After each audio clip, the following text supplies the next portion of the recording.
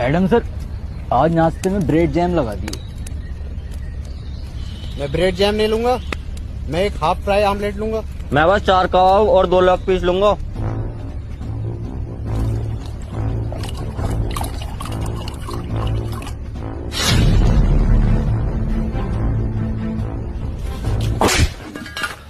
भोसड़ी के खुद की एक पूरी ना है और लेग पीस 2 मांग रिया। तो एक दे दो। एक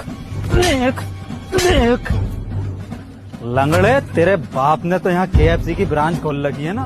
अरे ब्रेड जैम वाला कौन था? जी मैं।